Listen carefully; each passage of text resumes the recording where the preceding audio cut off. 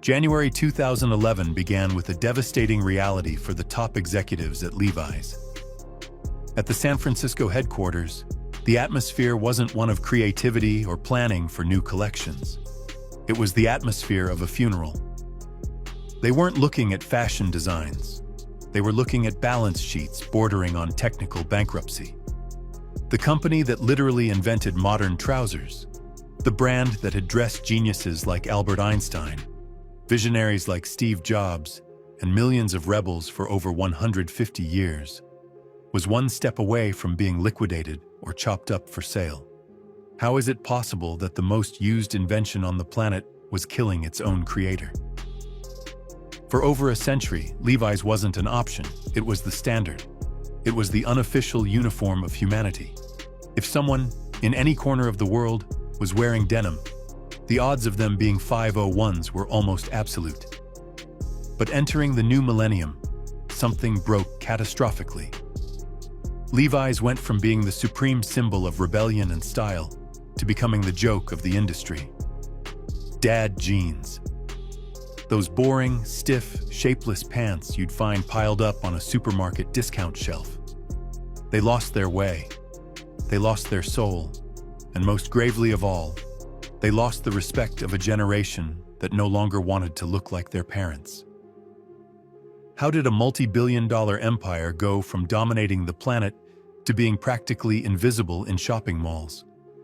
And even more incredible, how are they managing today, in the era of algorithms and TikTok, to get kids who weren't even born in their prime to pay hundreds of euros for used models from the 80s? If you want to understand how a giant survives its own arrogance and self-destruction, stay until the end. This is the crashing fall and the fascinating rebirth of Levi's. To understand the magnitude of the disaster, we must first understand what we were losing. The story of Levi's doesn't start on a Paris runway, but amidst the dirt, sweat, and despair of the 1853 gold rush. Levi Strauss, a Bavarian Jewish immigrant, arrived in San Francisco with a shipment of fabric, looking to make a fortune selling supplies to miners. But the true practical genius was a tailor named Jacob Davis. Davis was sick of customers complaining about the same thing: pocket seams ripping under the weight of tools and gold. Davis's solution was so simple it seemed ridiculous: copper rivets to reinforce critical stress points. In 1873, Strauss and Davis patented the invention. Without knowing it, they had just created the XX, the precursor to the 501 and the first pair of blue jeans in history. For decades, Levi's wasn't fashion, it was technical gear. It was clothing for men who worked with their hands, for miners sleeping in caves, and cowboys spending months on a horse. The brand was built on a non-negotiable promise: they are so strong that not even two horses can tear them apart. That is where their iconic leather patch comes from.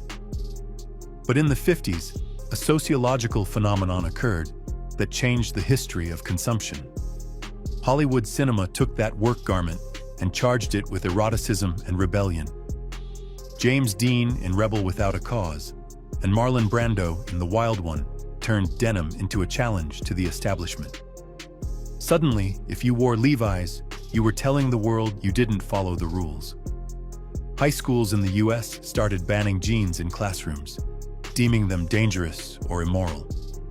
And as we all know, there is no better marketing campaign for a young person than forbidding them something. In the 60s and 70s, Levi's were at Woodstock, at the protests against the Vietnam War, and at the fall of the Berlin Wall.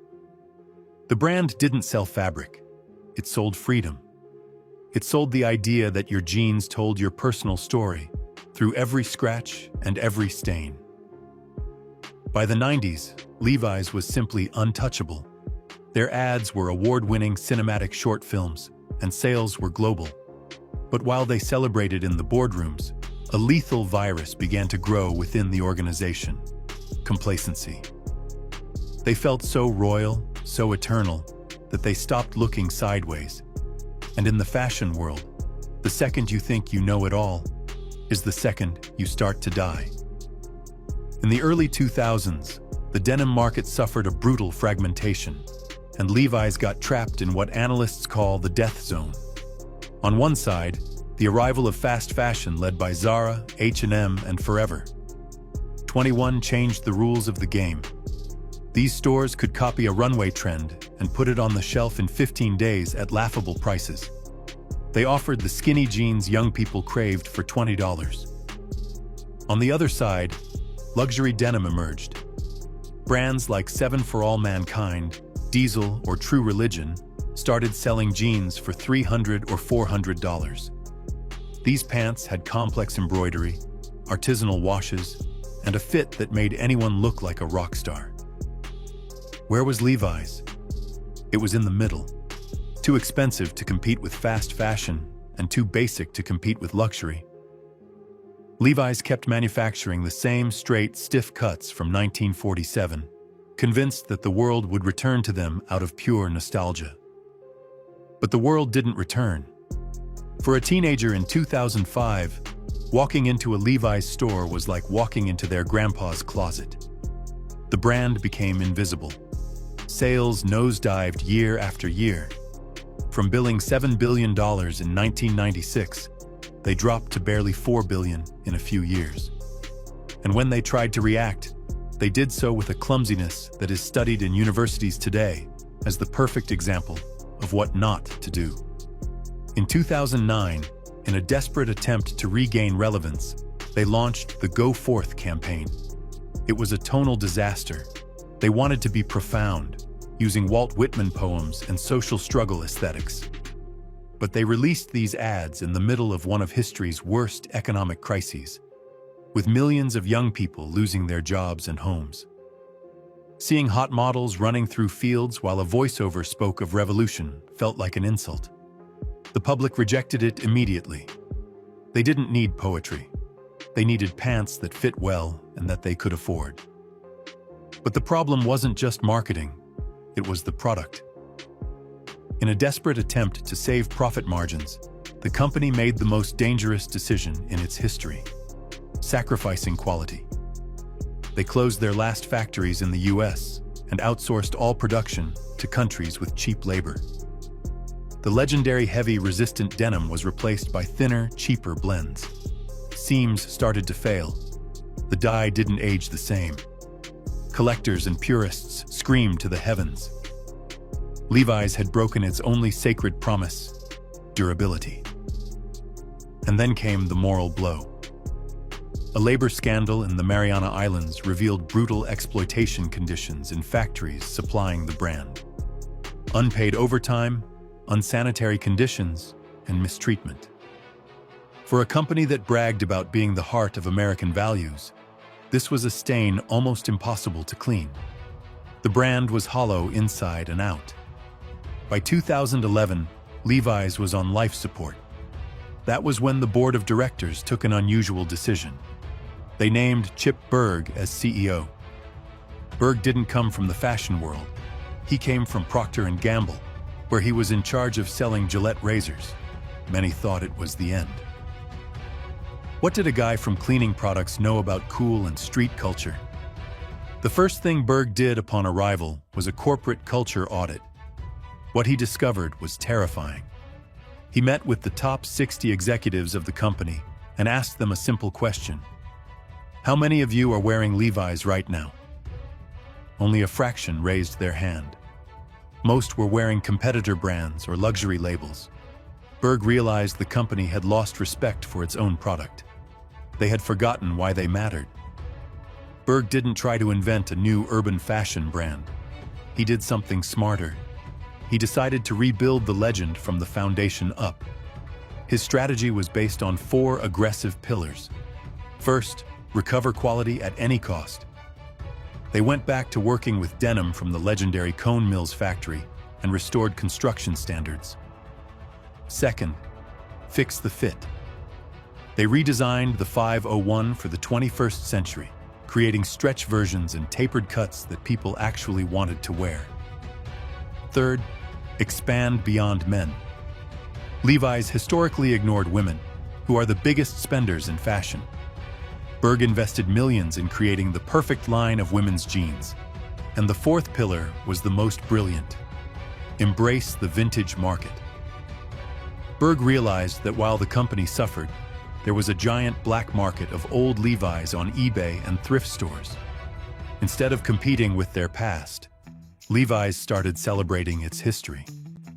They launched Levi's Authorized Vintage and Levi's Second Hand, becoming the first major clothing brand to sell its own used products, controlling the narrative of sustainability. But the resurrection wasn't just logistical, it was cultural.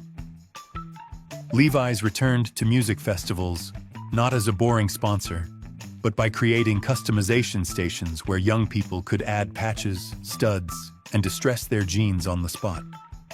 They understood that in the Instagram era, everyone wants to feel unique.